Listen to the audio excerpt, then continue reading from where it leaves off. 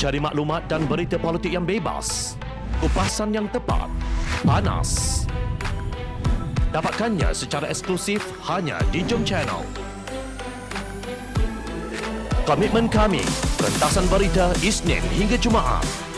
Berbicara dan isu semasa, kami garapkan secara langsung. Panel-panel berkaliber dan profesional. Interaktif, pandangan anda kami raikan. Jangan lupa bersama kami di setiap hujung minggu dalam edisi khas mingguan. Jom Channel, moving forward, sharing a new experience.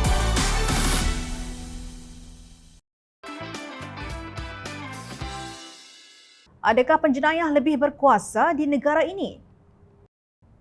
Bekas Perdana Menteri Datuk Seri Najib Razak berkata beliau tidak menerima faedah maupun mencuri wang daripada One Malaysia Development Berhad, One MDB atau mana-mana pihak. Jika saya didakwa atas alasan politik, saya yakin mahkamah akan membuktikan saya tidak bersalah. Tegas Najib dalam satu hantaran di Facebook pada 11 Jun 2018.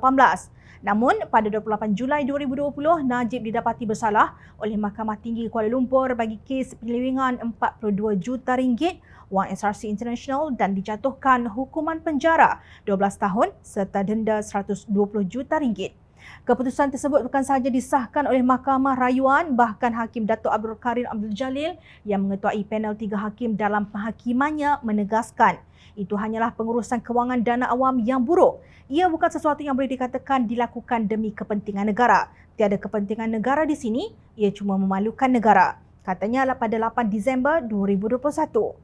Justru berdasarkan penghakiman tersebut, Najib sah seorang penjenayah walaupun hari ini beliau dengan selamba berkempen di Pilihan Raya Negeri Johor. Sementara itu, di Dewan Rakyat, Najib tanpa malu menipu dengan berkata kerajaan tidak membayar walau sesen pun hutang 1MDB menggunakan duit rakyat.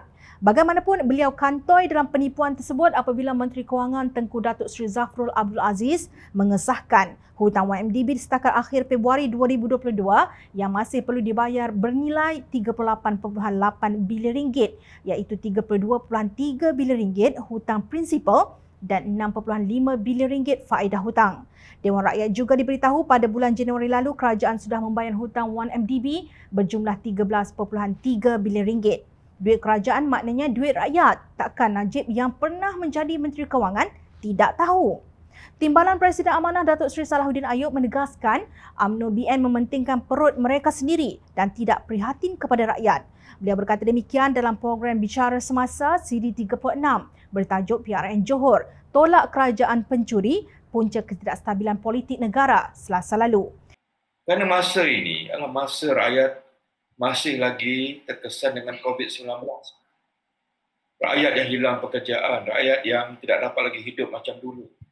Terpaksa keluarga mereka ini mencari pendapatan lebih. Bila barang jualan mereka disita, dirampas dengan kasar oleh PBT dan Majlis Bendaran. Mereka nak beli peralatan, mereka kena berhutang. Dengan alung kadang-kadang, mereka kena berhutang. Tong-tong gas mereka dirampas. Letak kursi di luar kedai sikit pun datang majlis saman mereka ni RM300. Janganlah ambil duit rakyat. Janganlah kamu hisap darah rakyat ini untuk bertambah pendapatan. Sedangkan muka kamu tak tahu malu, kamu pencuri, kamu pencakap dalam parlimen, kamu pembohong. Justru katanya pada 12 Mac ini UMNO Barisan Nasional mesti ditumbangkan. Dengan itu negeri Johor boleh dibina semula. Apa yang dilakukan Najib setelah didakwa mengelirukan Dewan Rakyat.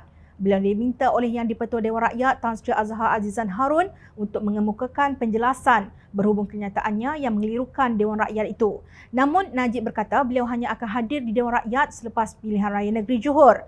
Jawapan ini membuat ramai ahli Parlimen Pakatan Harapan tidak puas hati. Ini kerana menurut mereka Najib telah mengingkari arahan Yang di-Pertua Dewan Rakyat.